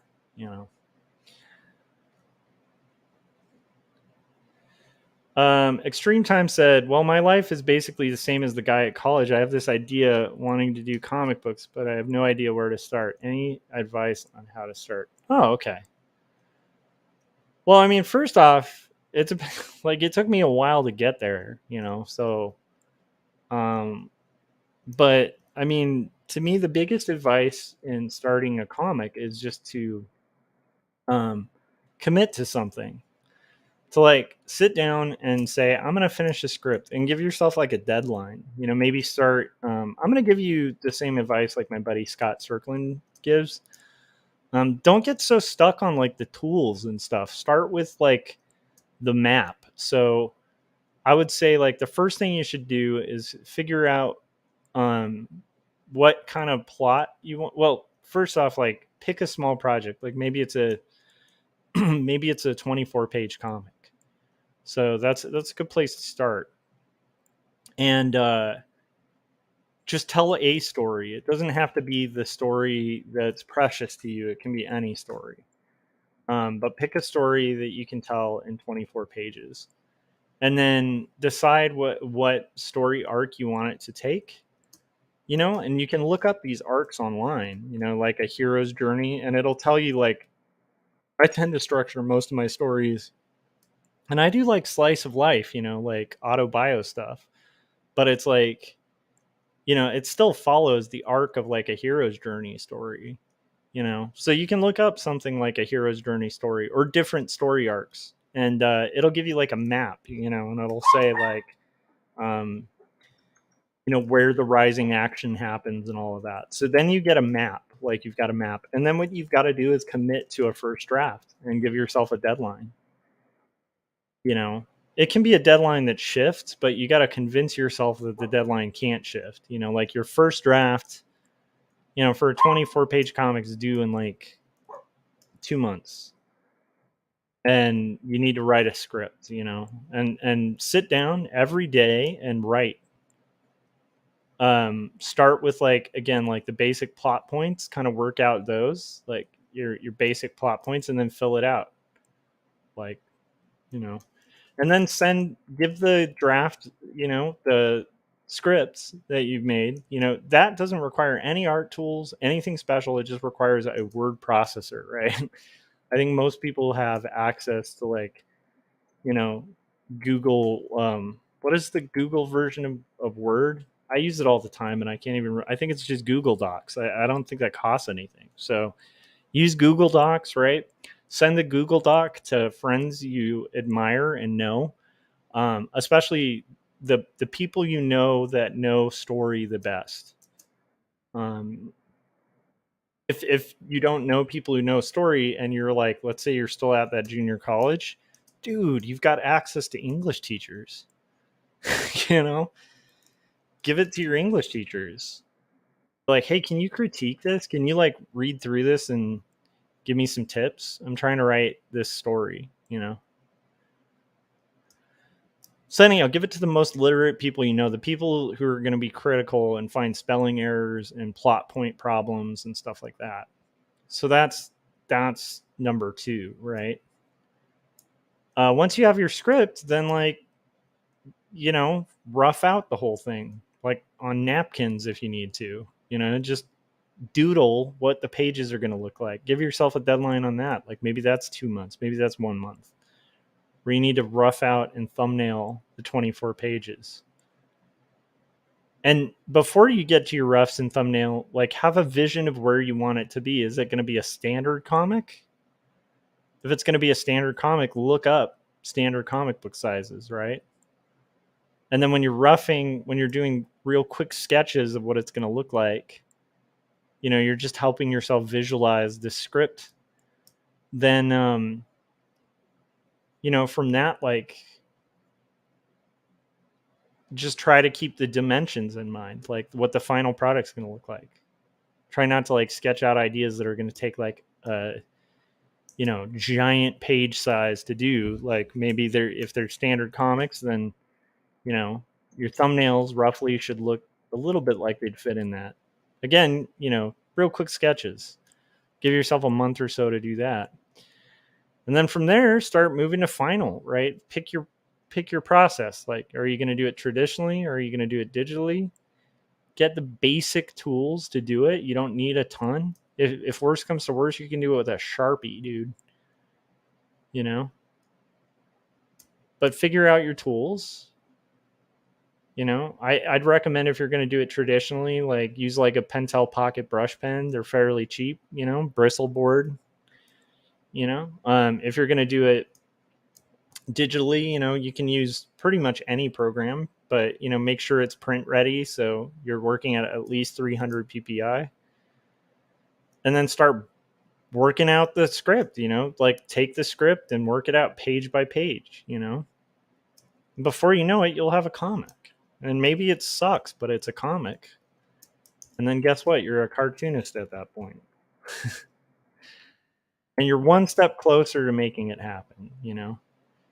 And also continue your art education, whether it's at a junior college or like transferring out and getting like serious study into art. Like I think that's really helpful. But don't let that stop you from making a comic. Like just because you don't have the tools or haven't gotten good enough yet, the weird thing that you're going to realize if you go to art school is that you're still at some point just going to have to decide. Yeah, like if you want to make your own comics, there's still going to come a point where whether you've acquired the skills or not, to figure this thing out, you just kind of have to crack it open and start. So that's my advice. I don't know if that makes sense, but start it. Don't just haphazardly jump into page 1, right? Plan it out. And don't spend 10 years planning it. Give yourself a deadline. Give yourself a goal. What's your goal? Maybe your goal could be you're going to make it for look up how you'll print it. Like just assume that you're going to self-publish your first one, and how are you going to print it? Maybe there's a print on demand site that costs next to nothing or something, but that's your goal, right? You're going to end up with a final product. Like you're going to end up with a book, even if you only print one, right? And that'll give you a goal, and that'll also give you a format to work in. And from there, you can kind of back plan it out. But the point being, like, it doesn't have to be impossible. For me, the thing that helped me get over the hurdle was the Zarek grant. This is way before Kickstarter, where a lot of cartoonists I admired like funded their indie comics through this thing called the Zarek Foundation, which was started by like Peter Liard, the co-creator of the Teenage Mutant Ninja Turtles, to support like indie people and help them put out comics. And so I was like, okay, that was my goal. And then like I made my first like hardcore serious comic, trying to kind of make the deadline for submissions for this thing called the Zarek grant, and that was my goal. And so that's what kind of gave me the impetus to really take it seriously, and also gave me a deadline, because like, again, you can kind of end up like kicking the can down the road, just walking around with the backpack and the idea, or you can give yourself like an actual realized goal, like a goal that's measurable, that if you fail at it, you'll be able to say you failed, and then own it and adjust and do better next time, right? But a good point is, a goal is not a real goal if there's no possibility of failure. Right? And the second you set a goal, you've also set, okay, what is this going to look like when you succeed, and what's it going to look like if you don't, you know? And you know what? An unsucceeded goal is still a better goal than like a fantasy, you know? Because at least you put in the efforts and you can correct and do better next time. I think as long as you're making progress, you know, that's how it would work.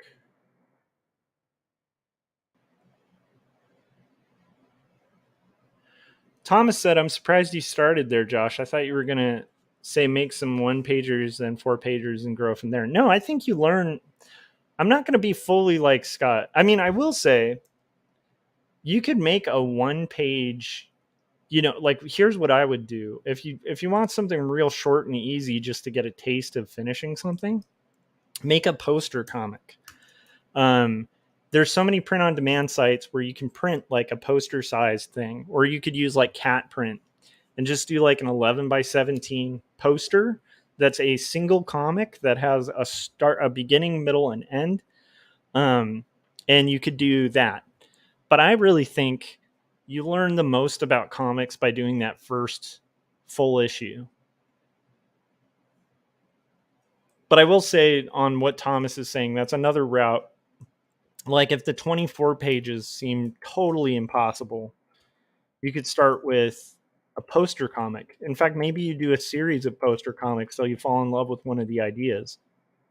And for inspiration on poster comics, look up, you know, Gasoline Alley, or Little Nemo in Slumberland, or like Chris Ware's covers, you know, and like, you know, there's a whole bunch of basic poster comics that were like one and done, you know, that are in like the old history of comics, especially if you look at like Walton Skizix or Gasoline Alley, or again, like, you know, you could look at Crazy Cat.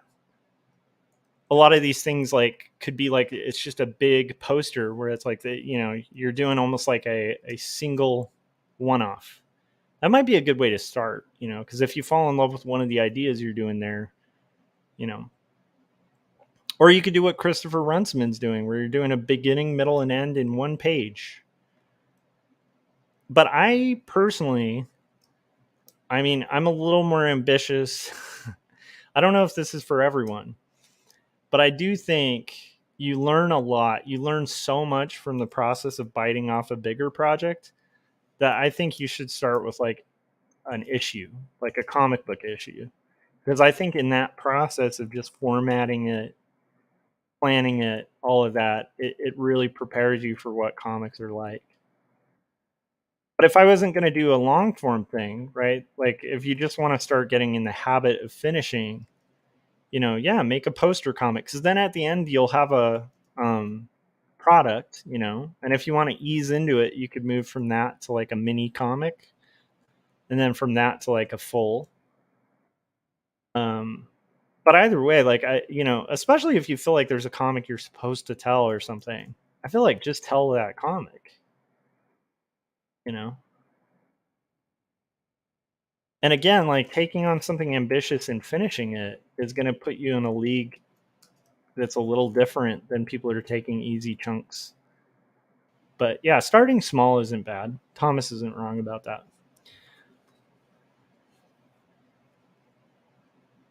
Just to reiterate, he said, I thought you were going to say make some 1-pagers, then 4 pages, and grow from there. I don't think that's a bad tactic either. I think sometimes, though, jumping in the deep end isn't bad. Although I would say do a short comic before you do a graphic novel.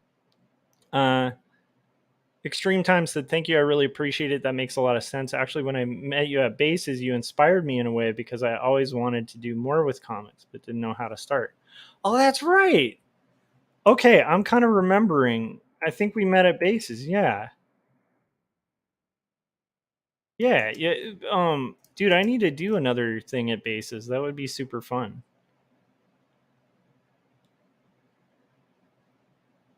Yeah, and the other thing to keep in mind is like, you know, it also is like an age thing too. Like sometimes, like for me, thinking back on it, it's like in my early 20s, I was in no position. I don't think I was ready for it. I don't think I had the self-discipline. I think some of that comes with time, but the earlier you can get it, like the better. If I hadn't had to learn that lesson, you know like working at an AM PM, like um like I'm weird. I learned lessons the hard way. I'm one of those people who sometimes it just takes a literal robbery for me to be like, oh my gosh, I need to change my life. Not everybody's like me. Some people learn the easier way. I tend to learn things the hard way. So I don't really like, again, I don't even think I'm all that different from the guy at the junior college I was describing with the backpack. Like, I think weirdly enough, maybe I was just like, this is so dark to say, but maybe I was fortunate to have had that experience, of being robbed at gunpoint. It's so funny because at the time I wouldn't have felt fortunate, but it's like thinking back, it's like, dude, that was a life changer. And I've had a few like kind of very traumatic things that have happened in my life that, like, really, actually, in retrospect, I feel almost fortunate for having them happen because they just woke me up like hardcore. And I'd meet people who were like not awake, and I'd be like, why are you sleeping? But then I'd be like, oh yeah, I guess they haven't had that moment, that like real, like, I don't know, come to Jesus moment, like, um, but it's like, I don't know, maybe that's one of the things that differentiates me a little bit. It's, it doesn't make me better, but it's just like I've had some wake up calls, you know. I think that might be it. I don't know. But I also think like pursuing art and getting better at it and taking it seriously and listening to critique, take your art classes seriously, you know. Especially if you're going to JC, like you can pick up a lot, but go get the whatever it is, the iGetsy or whatever, the little map that'll tell you all the things you need to get done before you can transfer, and then transfer to like a good school, a good art school with like some really rad competition. But at the same time, you don't have to wait for that to do comics. You can start today. Like you could start tomorrow, you know? And what you'll find, if even if you go and transfer and stuff, still it's never going to be a scenario where just like suddenly it's done for you. You just got to kind of do it. Thomas said, I know me and a friend published a tabletop game. We jumped in the deep end and put out a 100-page book. It basically failed, but wow, did we learn a lot. Exactly. You learned a lot. And the thing is, like, from doing it, that like now nobody's going to have that experience you have, Thomas, in that,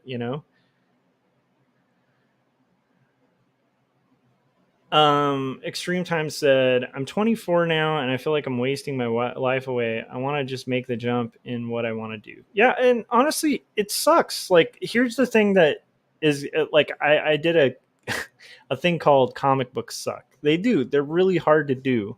And here's the thing that was the hardest thing. When I finally buckled down, and I was in college still, when I finally buckled down and did that comic that got me the Zarek grant, the hardest part that's going to happen, that you're going to experience, and I'm sure Thomas could attest to this when he was working on that game, the second you commit to something, everything will come out of the woodwork to distract you. When I was working on my first comic, my first serious comic, which is called Numb, I remember that was like the time when suddenly friends who I hadn't talked to in years were like coming into town and wanting to hang out, like, even my girlfriend, who is now my wife, like at the time, she would suddenly want to hang out. Like she'd want to, like, everybody wants your attention, and it starts being a real test because it's like, oh my gosh, like today it would be really fun to just go out drinking, or today it would be really fun to do this. And you'll have friends, you're just like, oh my gosh, we're all going out, we're all going to have fun. And you have to actually say no. And that's rough, because it's like it will happen where it's like, oh my gosh, suddenly you have to turn down really fun things, right? And it's like the self-discipline thing where you gotta. I remember seeing a thing with Arnold Schwarzenegger talking about bodybuilding or something, and he was talking about like how the second you start bodybuilding, that's when your friends invite you to like the big dinner where it's like all the food you can't eat, and it's like the thing, like one of the things that separates the guys who get like really good at bodybuilding from the guys who don't is the guys who can go, yeah, that's cool, but I'm bodybuilding now, so I can't. I'm not going to eat that stuff. And honestly, if I'm like tempted to eat it, I might not be able to go to the event, because I'm pretty serious about this stuff. It's the same with diets, where it's like the second somebody decides to diet or to exercise or do something healthy, everything's going to come out of the woodwork to like tempt you. That's the day that somebody brings donuts to the office, or you know what I mean, like. And I almost feel like these are like tests, and it's like you have to be aware of that when you get into it. Like the second you start taking it seriously, that's when all the friends are going to start going, oh come on man, it's just one night, or oh you deserve a break, or whatever. No, like don't let that stop you. Don't let the bastards get you down. That doesn't mean you become a curmudgeon and like deny your friends, but just realize you're going to have to turn some stuff down. You're going to have to maybe delay that season of The Mandalorian until you're done with your project. You know, um, that's just the sacrifice, But when you finish, you're going to have a book, and, the people who are out partying and stuff like that, they won't. So, yeah.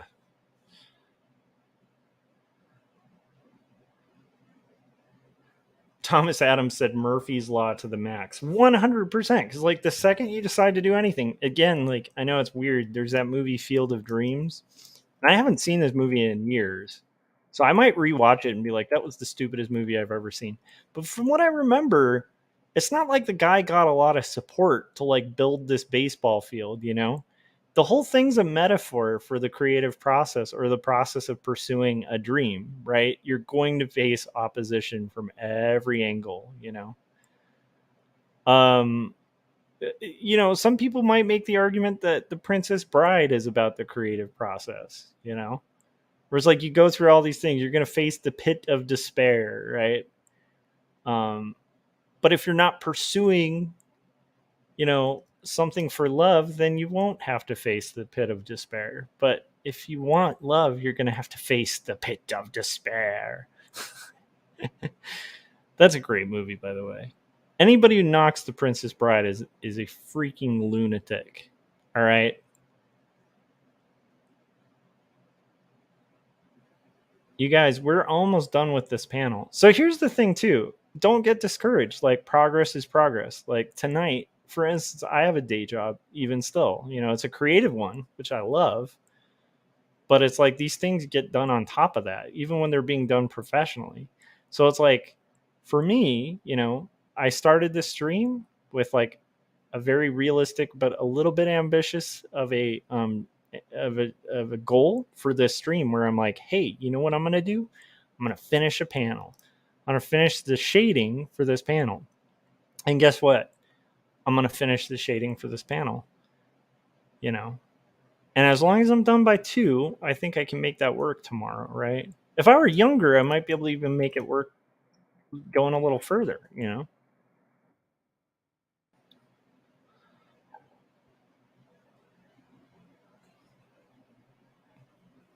Extreme Time said, thank you guys. It really helps a lot. I think I'm going to start off with a 1-page comic or maybe a poster comic. I don't know how to draw, so I'm going to start practicing at that. Hero's Journey. Well, that's number 1 too. Is like if you want to draw comics, you definitely should learn how to draw. As you're like, if you want to learn how to draw, start taking art classes. Like, and take art classes at the community college. They cost next to nothing. I think sometimes like you can. It's weird. It used to cost money, but I have a friend whose like daughter is somehow going for like nothing. Like it doesn't cost anything. So take some art classes for sure, learn some drawing skills. But you can also look at people like there's like Michael DeForge. There's oh my gosh, there's a guy I really dig named Dash Shaw, you know.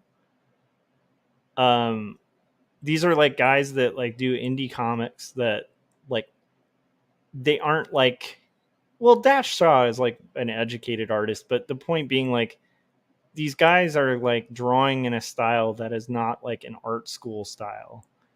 Um check out Drawn and Quarterly, and Fantagraphics, and you can see styles that are a little more naive, but they still manage to kind of pull it off. But even drawing, right? It's just a matter of starting, you know.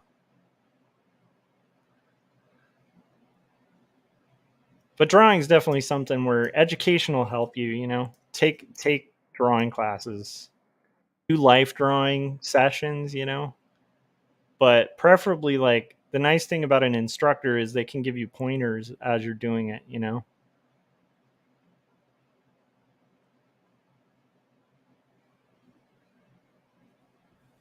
Yeah, Thomas was saying here in Las Vegas, the all colleges have continuing education classes that are fairly inexpensive. Hey, Thomas, I have a question. So when I was watching that Dave Hickey stuff, since you are in Vegas, were you familiar with Hickey? Because he's like a Vegas guy. Like he was a.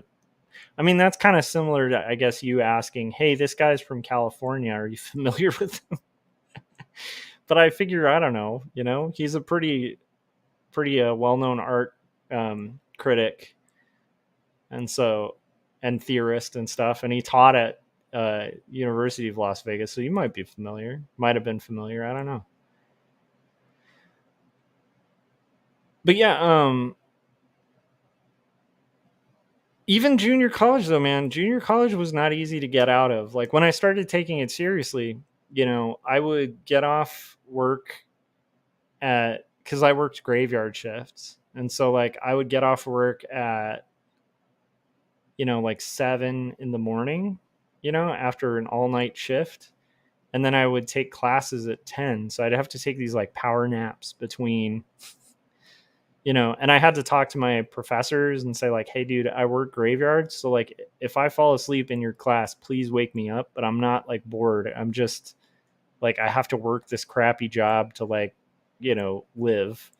But I really want to get out of it. So can you help me out? And luckily I had professors who did, they'd like tap me awake, be like, Josh, um, because I think they got it. And I think actually that gave them a lot of hope too. Cause like nobody like hates helping somebody, who's like, yeah, dude, I'm poor and I have to work graveyards, like, I don't think any teacher in their right mind is like, oh, I don't want to help this person. Like I think teachers actually get a kick out of helping people like that rise out of poverty, And so it's like, yeah, so like, take some junior college courses, but even understand if you do that, like, dude, it's going to cost time, there's going to be times where friends want to hang out or people are doing fun things and you have to actually buckle down and be like, nope. But I know there's a lot of people who are like, you can be self-taught as an artist, and I totally agree you can. But I would never say to somebody, especially somebody who's struggling to start and has an interest in the arts, I would never fully recommend like disregarding going to art school. I would highly recommend like the junior college and state school route because I feel like you're going to get charged an arm and a leg to do, like a real art school. But you can take some classes and stuff, and it'll help you experiment and learn mediums and all sorts of stuff like that. But I'll tell you, even at college, there was this like strong difference between people who would just decide to do something and then people who would actually like kind of fantasize about something but never actually do it. Like it's the one thing you kind of can't teach is like for somebody to want it. And if you become the type of person who wants it and you're willing to work for it, like that's the one thing you can't learn in college. And then if you approach college but you really want it, oh my gosh, I just might have overdone my work. Oh, thank gosh. Did I just say thank gosh? Golly gee whiz. Um yeah, that's the one thing I don't think you can teach is like teaching somebody to want it. Like, because if you go to college and you don't want it, like you don't want a degree, you don't want to get better as an artist, like you can have the best instructors in the world and it's just going to fly through one ear and out the other. But if you like really want it, like you'll be eager to like glean and take whatever information you can. You'll be like this sponge that like absorbs stuff and becomes like this dangerous, amazing artist who's just like incredible very quickly because you'll be hungry, you know. And hunger is like a thing you can't teach. Like you can kind of try to inspire it, but it's like, you know, the reason they call it being hungry is like, you know, how does a hungry person behave when they want food? You know, if you're like actually starving, right, and you're hungry and you want food and there's food in front of you, you're going to do what it takes to get that food. You know what I mean? And it's like the same kind of thing. Like, you know, if you really want to become an artist and you're hungry for it, you're going to buckle down and like, you know, maybe make community college happen. If that's hard to do, you're going to like buckle down and have a meeting at the community college to find out what it would take to enroll there and like, you know, like or take art classes or like be drawing consistently every day and looking up like tutorials online and stuff like that. You're going to be hungry for it. No one can give you that hunger. You gotta kind of feel it, you know, feel the hunger. And then people happily give you pointers along the way. um Thomas said I was in the science department. I had never heard of him. Plus, I was working graveyard while working on my degree. Hell yeah, Thomas. So Thomas knows the pain of graveyards. Thomas, out of curiosity, when you worked graveyards, did you ever use the foil on the windows trick? That was like an old graveyard employees trick.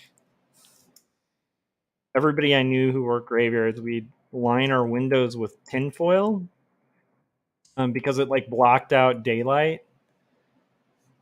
And so you could get like real solid sleep during the day because if you like tinfoiled your windows. But to anybody who didn't work graveyard, you'd look like, you know, some weird lunatic who's like tinfoiling their windows. The other worst part about graveyards is like when you work them, when you finally get off work, you like want to hang out with people or go to dinner or something. And it's like, dude, everybody's just waking up and hates the world. And you just got off work and they're like, yeah, let's party. And it's like, nobody wants to. Yep. Thomas said foil, paint, multiple curtains, whatever works. Keep the photons out. Yeah, dude, graveyards really do a number on your like I do late nights, but graveyard shifts, I don't think the age I'm at now, I don't think I could live that life again. It was just rough. People who think that, you know,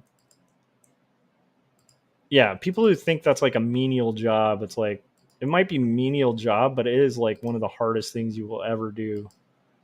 No matter how hard I work at my job right now, I'm never going to work quite as hard as just the overt exhaustion that was graveyard shifts, you know? Yeah, Thomas was saying 16 years. Hell yeah. Well, congrats for like powering through it, man. All right, you guys, we've been going for 2 hours and I have finished my goal. And speaking of graveyard shifts, I do not want to finish at 7 a.m., but I do want to do a live stream again tomorrow. So we'll get further on this page tomorrow. But I'm pretty happy with how that came out. Um,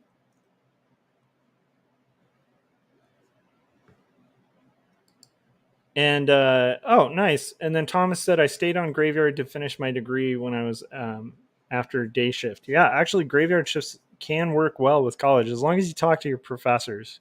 Because if you have a morning class, that's where it can become disastrous. As Thomas probably knows, like I had to have deals with my professors where they'd kind of tap me awake. Um, the other worst part was if you had a really late night class and it was like right before your shift. That's rough because that's almost like having a class that's at like 4 in the morning for most people. It was like a 10 o'clock class when you work at like 11, you know. And it's like, oh man, this is my morning, you know. Anyhow, and I mean like 10 p.m. You know. Thank you guys for hanging out with me. That was funny. I thought I was going to do a commentary video, and instead I got to talk about art and early stuff with comics.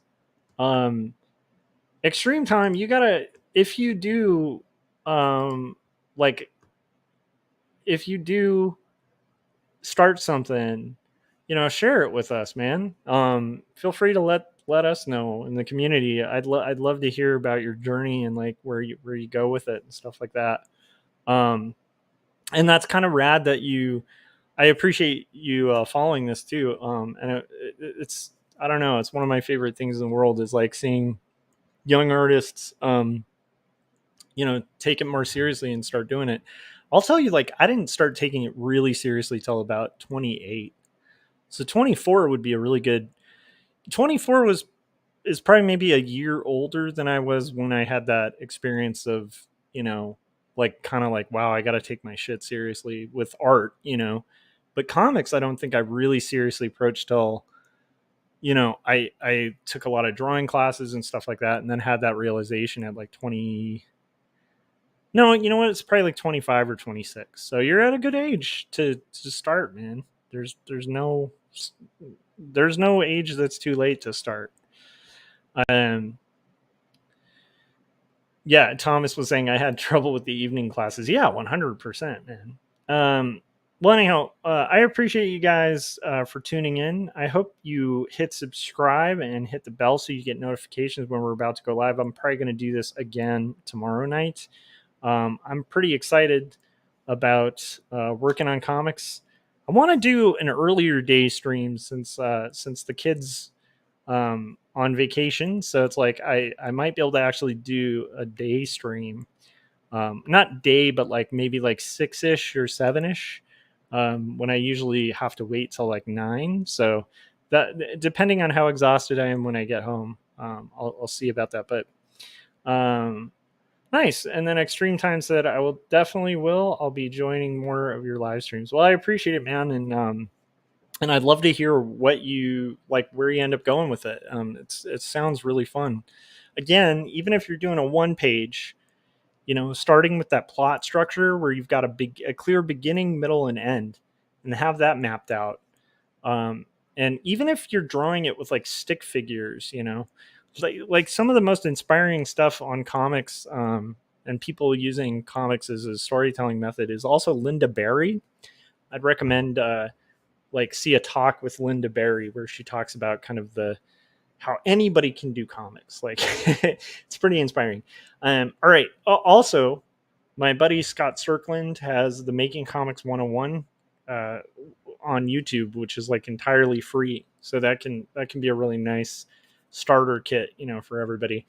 All right. I will see you guys on the next live stream. I appreciate those of you who tuned in. Um, and I will see you guys next time, probably tomorrow. Have a good night. Bye.